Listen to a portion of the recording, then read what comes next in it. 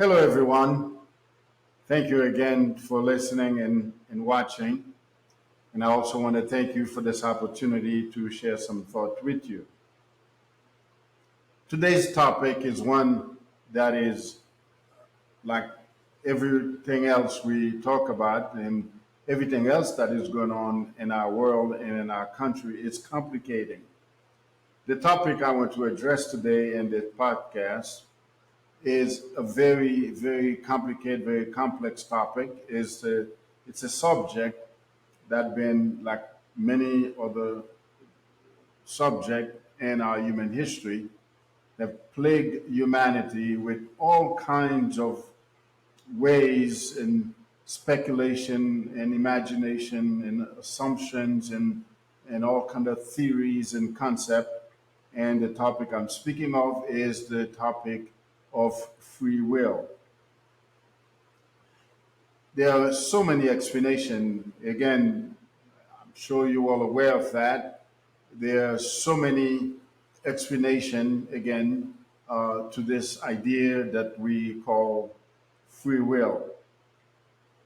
Do we have free will?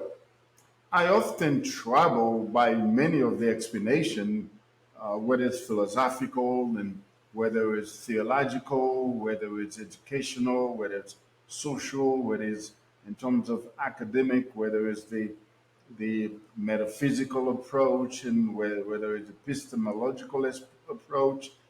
All of the explanation we give and we get and we receive and we heard regarding this thing, like many of the other topic in our human history, they all create more question and create more confusion, if I may say that, than any explanation because of their complexity and they are very complicated. So is this thing called free will. One of the things that I often notice, and like many other things that I have noticed, and those so-called experts and intellectuals and educated people who explaining those things to the world, it seems to combine different type, what I consider to be topic, subject that is entirely different than the original aspect of what is it they would attempt to explain to us. For example,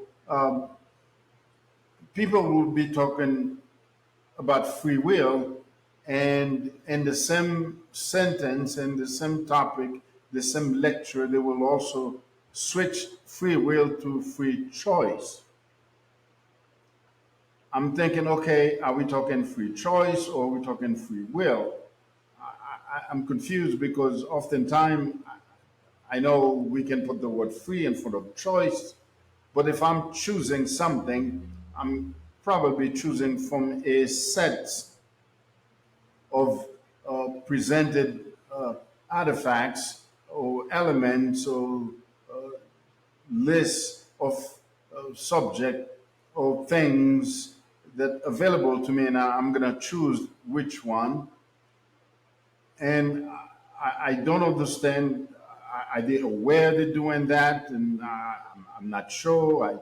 I never had the opportunity to ask anyone, okay, were you talking about free will? Were you talking about free choice? But if you listen, they always start the conversation with free will, and then before you know it, we're talking about free choice, we're talking about selection, and we're talking about decision making, we're talking about act, we're talking about I'm free to act, and then sometimes it involves freedom, and also free will is somewhat intricately tied in with moral. And so by the time I'm trying to follow, or even books I read, they all do the same thing.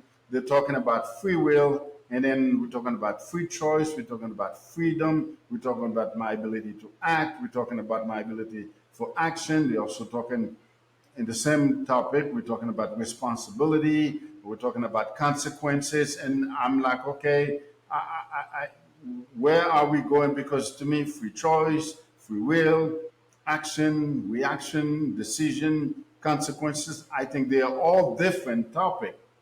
Although I believe there's some instance that can uh, interrelated and cross over each other. But I think the concept of free will poses a more daunting challenge for humanity because I don't see any of the connection that we made when we attempt to talk about the concept of free will. And so let us explore the issues and events that shape our belief. I believe that humans were created to wrestle with the forces that born the witness of existence, and we were to wrestle with those forces and thereby transformed by them.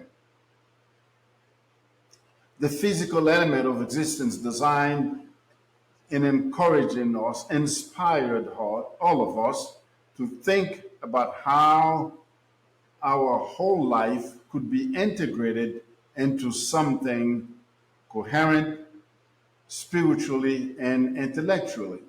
And so I want to ask you to join this conversation, join the mindful conversation for critical time. And again, at some point of time, not in this podcast, I would like to have a podcast specifically a dialogue that will focus on what do I mean by critical time. Now, I'm sure you can look around the world and you can clearly identify the time in which we live in, bear evidence of criticality. But join this conversation, mindful conversation for critical time in which I believe we're living. I believe to be human is to explore the what, the how, and even more importantly, the why of existence bore witness and affirmed by the universe we inhabit. And so, mindful conversation for critical time, it's the platform for us to consider such dialogue and ready for pure and an honest conversation. Now, I'm fully aware you probably have a dozen or more of different uh, choices, there we go, of platform, because I have many podcast presenters, podcasters I listen to, and I listen to them for education, but also to learn how to manage and of course, we continue to learn how to uh, conduct and carry out in this thing that come to be known as podcast. And so I'm fully aware of that. But Mindful Conversation for Critical Time is a platform, and I'm inviting you to join in this conversation and where we can have a dialogue that with pure dialogue, with honesty, and have a conversation that is civil, cordial, and respectful as well as intellectual. And so it is a great pleasure for me to host this platform. It is an opportunity for me to help and to uh, assist in dispelling the many growing misconception about so many things on our life. Those things, there's so many misconceptions about God, Christianity, religion, as I just mentioned, free will, politics, economic, men, women, time, future, past, present, pain, suffering. There's so many misconceptions about those things. And my goal in this podcast is to help in sharing and able to bring some light in this growing misconception about about those things. And I think one of the things is that some of those things appear to lack intellectual rigorous and grounded only in human imagination and speculation. I believe we must honestly engage with those topic and from those of different view and different tradition in ways that mark not only by our curiosity and civility and respect, although all those are necessary and need to, but through the inherent, immutable, and unapproachable nature of the infinite element. Let me say that again. I believe that we need to address those things, and we need to address them not with the lack of intellectual rigorous. And of course, I know there's a bunch of people out there, some of them been named intellectual, and I'm sure they're intellectual. But I find that most of the explanation are based on the imagination and speculation, particularly scientific speculation. So therefore, I believe we must honestly engage with those from different view and different tradition in ways that not only marked by respect and curiosity and civility, although those things are very necessary in our dialogue, in our social discourse, but we must go above and beyond to tap into the inherent immutable, as I call the unapproachable nature of infinity, because those things are not simply mere concept of science and philosophy and intellects and academic, which is what we often get. And by infinity, I mean we need to look at those things from the infinite nature from which they are born. As humanity continues to struggle with the many attributes of existence, this one issue remains critical in facilitating us to embrace the daunting reality and all the mystery that face our existence. And this one I'm talking about is this thing that called free will. The question of whether or not we have free will has been pondered by philosophers, psychologists, theologians, and now neuroscience, and by many of us in our own conversation and thought. Nearly 2,000 years ago, the Stoic philosopher Epictetus declared, quote, "You may fetter my leg, but not the Zeus himself can get the better of my free will," end of quote. But Epictetus also believed in deterministic worldview, where each event is determined by preceding cause, and how can this apparent contradiction resolve? It's still there today. The problem of free will has been identified in ancient Greek as well, philosophical structure. The notion has been attributed to both Aristotle in the 4th century BCE, as I just mentioned, Epictetus, 1st century CE. It is also the same struggle that hinder us today in settling the many conflicts that beset our humanity. Are we in control of our own destiny? If so, what makes us in control? One of the underlying arguments, it's one of which actually exacerbating the complexity of this dilemma, it is whether or not humans have full control over our action. If so, what sort of control and to what extent?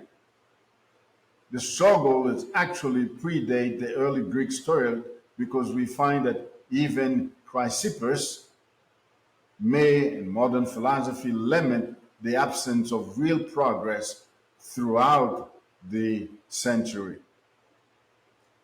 On the other hand, humans have expressed and display strong sense and tendency toward its inherent freedom. And that's often where I get confused, because this is a reference I'm making, and I'm make sure I'm differentiated the element, the concept of freedom from the subject of free will. So I said humans have expressed strong sense and tendency toward its inherent freedom, and which lead them to believe that we have free will, mixing freedom and free will to be one of the same. I don't believe they're one of the same. While on the other hand, the simple notion of intuitive feeling of free will have been proven to be gravely mistaken when we confuse or switch or interchangeably using freedom to be the same as free will. This has been to be very confusing and mistaken, and I believe that's appeared to be the case. It's been proven rather very difficult, I must say, to resolve this issue of intuitive evidence that human conscious decisions are causally effective within the view that the physical world can be explained entirely in terms of physical law. For example, in 1940, in the 1940s, Bertrand Russell said, "No reason that human volition will not also be determined in the same way that inanimate process are determined." Russell continued to say further, he saw determined nature of volition as incompatible with the person being the true source of his own action. Russell supposed that an evil scientist could, by use of psychoactive drug, manipulate a person to perform certain action. And this hypothetical manipulation did not seem to, Russell so different from moral life, where people are manipulated to do what they do by natural causes outside of their own control. Nevertheless, 50 years after Russell published his critique on the Stoic notion of free will, several other philosophers made the same argument. And today, the continued quandary contribute to sustain the lack of consensus of this thing we call free will. According to a survey, most people, including most philosophers, believe in some sort or some degree or some level of free will, most under the rubric of compatibilism. Novelist and Nobel laureate Isaac Bashevis Singer summed up the dilemma. We quote, "We must believe in free will. We have no choice." End of quote. Together, very, very interesting choices of words there. However, the debate about free will is still raging in the world of academic philosophy and even in a broader audience reached today by podcasts and popular books written by scientists among readers of the skeptics, or the skeptic ever having a field day with the idea of free will, free choice, freedom, action, and reaction. And in this conversation, all I'm doing is share some light of the complexity as well as some of the confusion you and I inherit by those attempting to enlighten us and educating us with this very, very complicated subject called free will. Throughout the philosophical structure, literature, resolving the question of whether or not we have free will has often resolved around two critical aspects for free will. One, we must be true source of our own action. Second, we must have the ability to do otherwise. The conflict between intuitive sense of freedom and natural law arise when either causal closure or physical determinism, also nomological determinism is acknowledged. With causal is supposition, no physical. In other words, when we invoke causal, no physical outcome has a cause outside of the physical domain. And with the physical determinism, the future is determined entirely by preceding event, which experts call cause and effect. So the quest, the challenge to reconcile free will with deterministic universe, and then said this way instead, the challenge for us to reconcile the challenge of free will with what appeared to be a deterministic universe is known as what you guessed it, the problem of free will, or as many experts often refer to, the dilemma of determinism, which means it appeared that the universe and its function and its operation appear to be operating from a deterministic perspective. And since we are part of the universe, if things already determined, if things or actions of that which happens already predetermined, do humans have free will? This dilemma even lead to even a bigger and a more complex issue, the issue of a moral dilemma. Because what you and I have been inherit is the idea that if I'm talking about free will, it appears that I can't talk about free will without addressing the issue of morality. Now, to me, that's very complicated because if one person has free will, where is morality? Because if I am exercising my own free will to do what I'm willed to do, a force outside of me will have to be the one that determines that which I do, whether it's moral or immoral. Unless I myself not only have the ability to determine my own choices in action and inaction, also have a set of ways to which I can determine what is moral for me, what is immoral. Recently, one of my book I was reading in my library to prepare for this podcast and to have my notes there. So I share the thought that I wanted to share is the philosophical idea, and I think I share some thought in other podcasts, that separating ethics from morality. And I believe they're saying that though philosophers use ethics and morality interchangeably, mean one of the same thing, from an educational and academic point of view, they said moral, okay, is my personal view of what's right, what's wrong for me. So I get to determine what's moral, what's immoral. To me, that's very dangerous, but let's go on.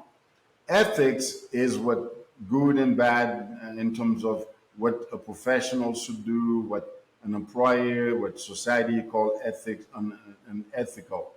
We can talk about all those things, I believe, and we are talking about all of them. But again, that's what I mean when I say the dilemma of free will lead to a bigger dilemma for us, the dilemma of moral. It's a moral dilemma because the challenging of assigned responsibility to human for our action is have indeed caused entirely bypass even enormous pain in the world that you and I are living.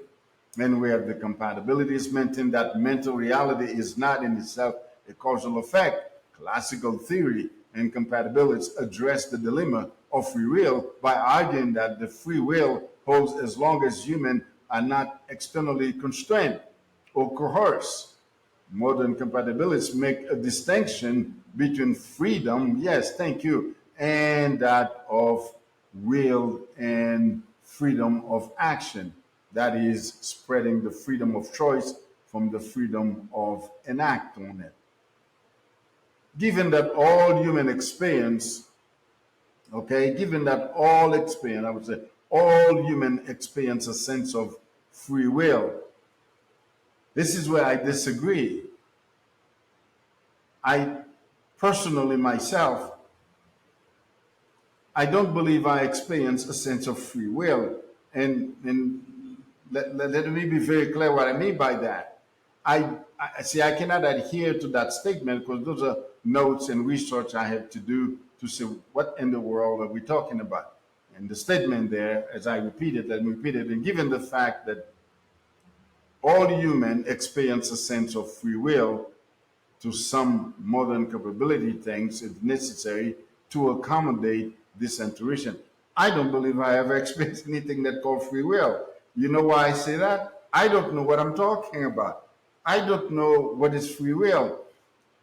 At least not in the context these people, are talking about free will.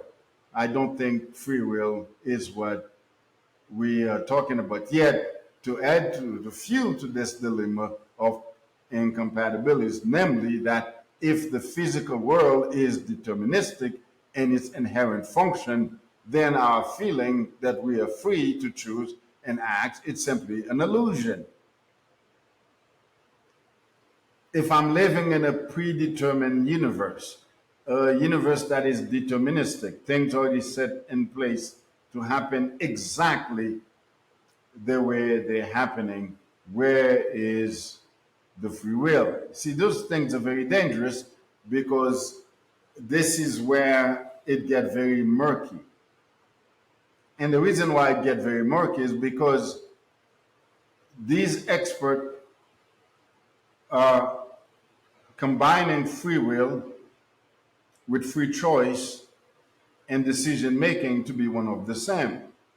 And the argument is if I don't have free will, then the act which I committed, I can be held responsible for it. I don't believe that's the case. Because I don't think free will have to do with the same thing with my action. I don't see action and free will to be one of the same. Action is something I choose to do. Here we go, choice. And when I think of free will, I am not thinking of free will from a human perspective, which creating actions and decision and choices, okay, and preferences, okay?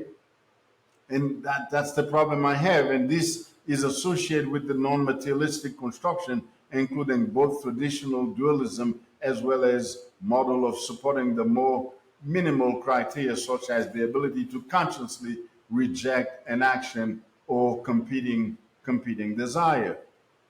And so therefore, in this instance, free will here is predominantly treated with respect to physical determinism and a strict sense on or what you call nomological determinism, although other forms of determinism are also relevant to free will.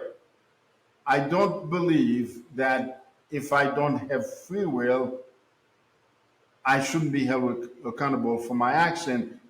Precisely the point I made earlier. I don't think my desire to take an action, because we have human desire, and my deliberate act means that I don't have no free will. And the question we should ask, should we hold the people that flew the Boeing 747 into the Twin Towers, shouldn't we hold them accountable? Yes, we should, because that's their own deliberate act. And to me, right in there, there are many ways we can look at that. First of all, we all know this was wrong. There was no question about it. And there are many ways we can look at that. And without a doubt, we should and we must hold each other accountable for our action. I don't believe talking about an act I'm acting out is the same of free will. I don't, that's what I mean. I don't think when we're talking free will, I don't think we know what we're talking about.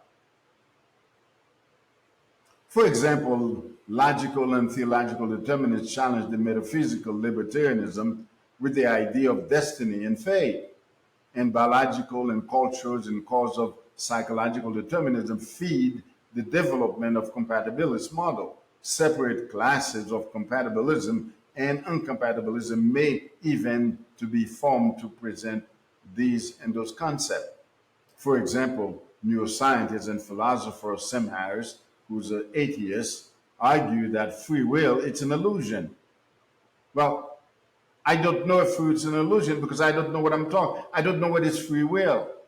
Because in the world we were living, if indeed someone have free will, then they can act out the free will. And the reason why I am concerned about whether or not when we talk about free will, are we really talking about free will, is because the argument I'm making, I don't think humans have the ability to determine such a very complex things. I think we should stay with free choice and freedom and act and action. But I don't think free will is something the philosopher were not able to solve it. I don't think we'll be able to solve it. But I don't believe I can simply and arbitrarily say free will is an illusion because I don't know what it is. I do know what my action is. I do believe I should be held accountable for my action. Okay? If I act in a way contrary to, here we go, social norm, acceptable, unacceptable to the culture, by all means, I need to be held accountable. I don't think that's have to do with free will. I don't think when we talk about free will is what we're talking about. In his view, we are the mere conscious witness of decision that deep in our brain have already been made. I disagree with that. That's false.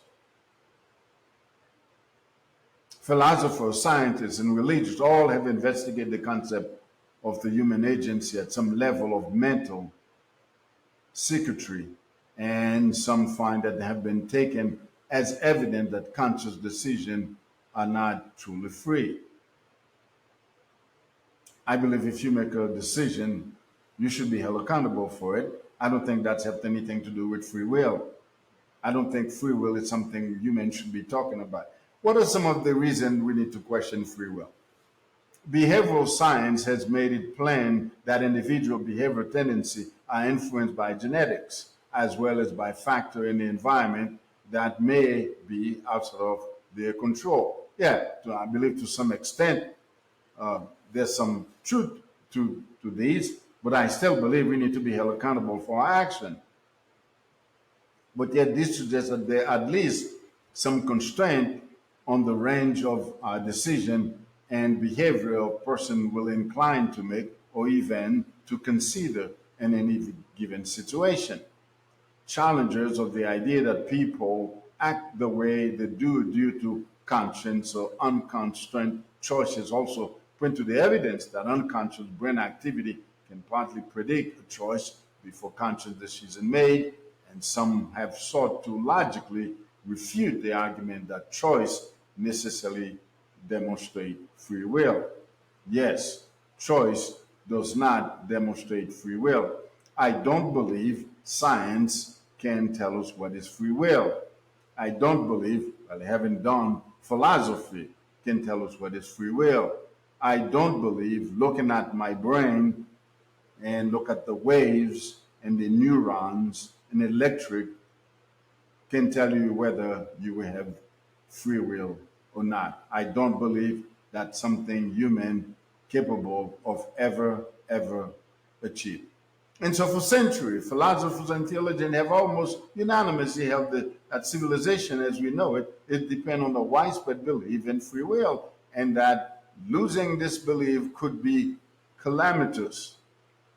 Our code of ethics, for example, assume that we can freely choose between right and wrong. Here we go again. Yes, I can choose between what is right, what is wrong. In addition to the things I'm choosing that is right or wrong. Did I determine the rightfulness or the wrongfulness? It could very well be some forces outside of me uh, determine these are the right one and these are the wrong one, and I got to choose from them. Yes, I do believe in choice. And another thing I want to suggest to those that I'm sharing some thought with is the idea that I don't need to put the word free in front of the term choice. I really don't need to do that. I don't need the word free in front of choice. You can tell me, yes, I have ability or something to that effect. I have the ability to choose. Okay, but I don't need the word free in front of the word choice. But when we put the term free in front of the term choice, we immediately interchangeably use the term will with choice and the same state of mind. And I think that's why I don't want to do that. I don't think I need to the word free in front of the word choice. In the Christian tradition, this is known as moral liberty, the capacity to discern and to pursue the good instead of merely being compelled by appetite and desire. The great alignment philosopher Immanuel Kant reaffirmed this link between freedom and goodness. And if we are not free to choose, he argued, then it will make no sense to say we are to choose the path of righteousness. Again, as I said, I don't believe human will ever, nor do we capable of uh, resolve this conflict of free will. And today, the assumption of free will runs throughout every aspect of our life: politics, welfare provision, criminal, and even the criminal system. It permeated the popular culture and underpinning our dream, and particularly in America, they would call the American dream. They believe that anyone can make something out of themselves, no matter what their start in life is very clear evidence of the concept of free will. As former President Barack Obama wrote in his book, The Audacity of Hope, American values are rooted in a basic optimism about life and a faith in free will. Mr. Obama, I'm sorry to tell you that assumption is purely imaginative. So is the American dream. Free will is the held belief that humans have the ability to make his own choice and determine his own fate. And this is where I keep separating with those proponent and advocate of free will. I don't think this is talking about social free will. I don't think that is talking about human dreams and accomplishment. I don't believe the concept of free will have anything to do with human achievement, achieving gold and prosperity. I believe the concept of free will have to do with eternal destiny,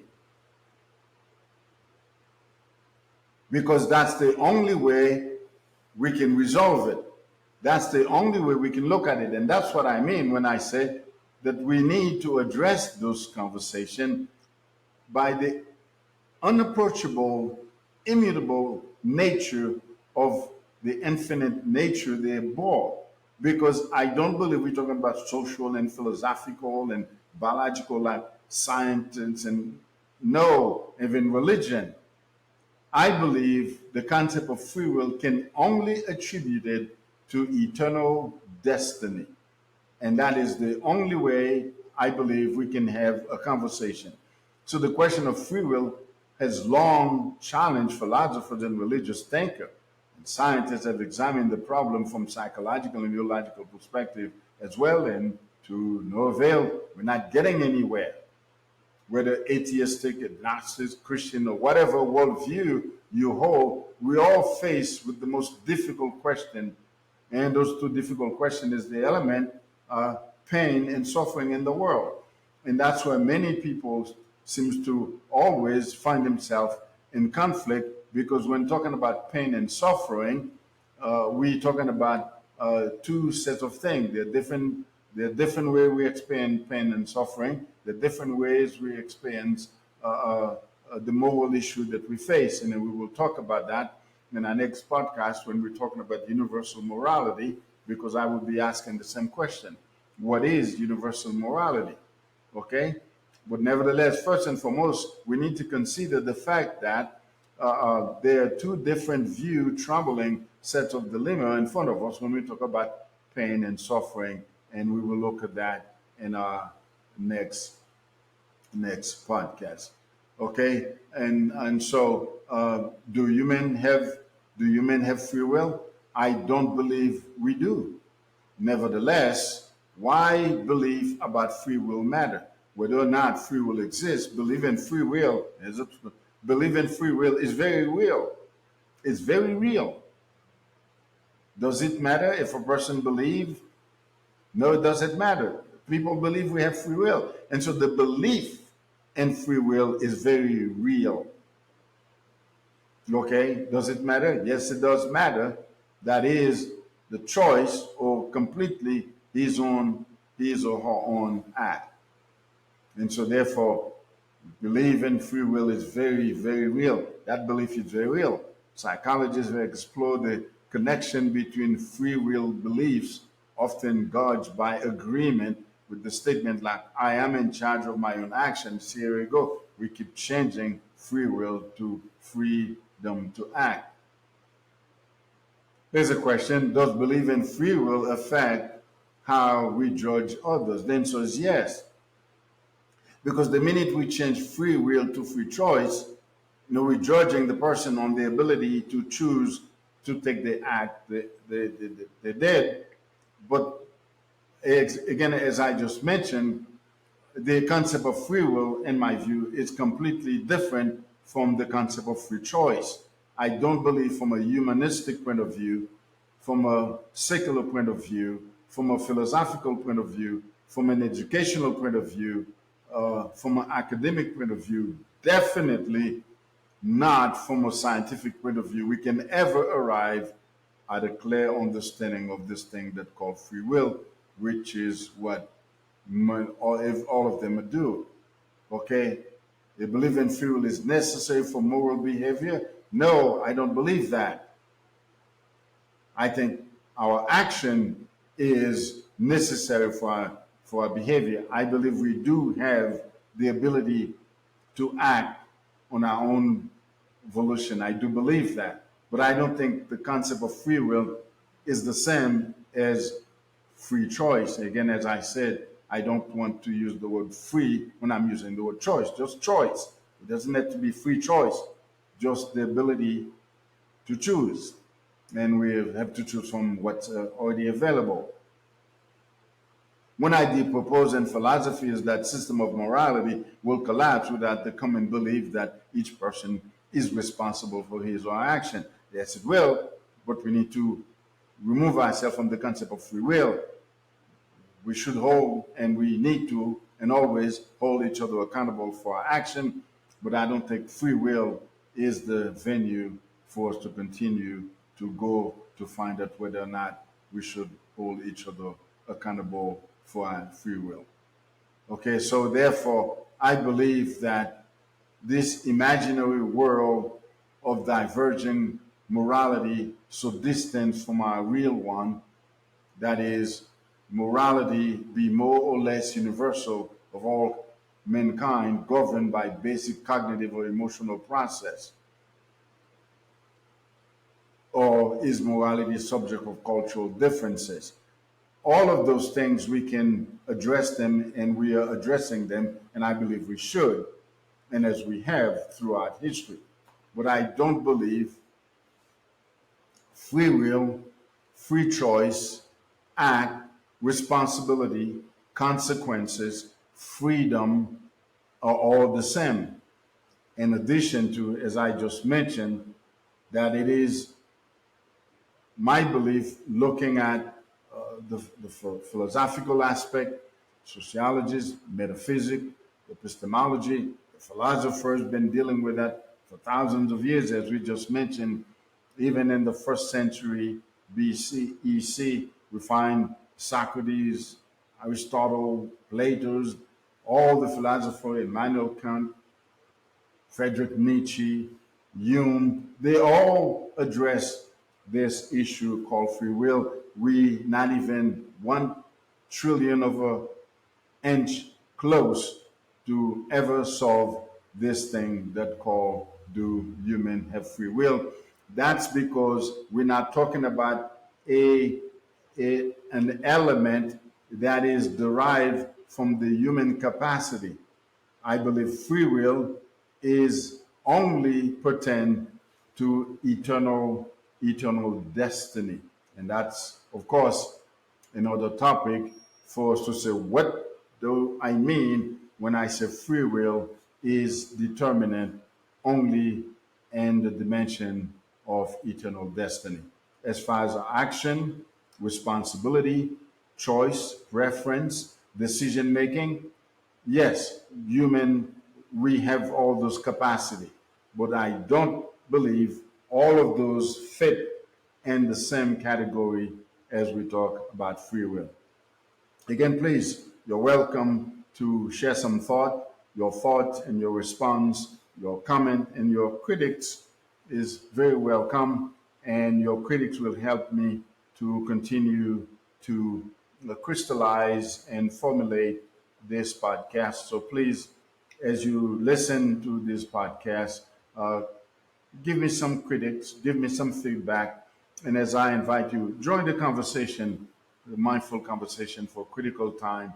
But I believe this is a platform where I know there's literally thousands of people all over the world. Podcast is 24/7, just like everything else, because of the technology. And I'm not claiming I'm the only one. I don't have this illusion that I'm the only one addressing that. It's countless. I listen to hours of podcasts, again, educational purpose and to learning. But please, this is a podcast, and my intention is to address those very critical issues dealing with the idea, events, thoughts that are shaping our lives, shaping our belief system. And so please comment, critics, and give me feedback as you listen to those podcasts, and we will do our due diligence to publish this podcast for you to have it, to critics, and to give comment. And again, this is Mindful Conversation for Critical Time, a production of And Such Innovation. My name is Eddie Pierre. As always, thank you for listening. Thank you for watching. Until the next time, listen. I want to thank everyone for listening. And if you haven't subscribed, do so to stay tuned with our future conversation. Again, this podcast is a production of And Such Innovation. Once again, thank you for listening.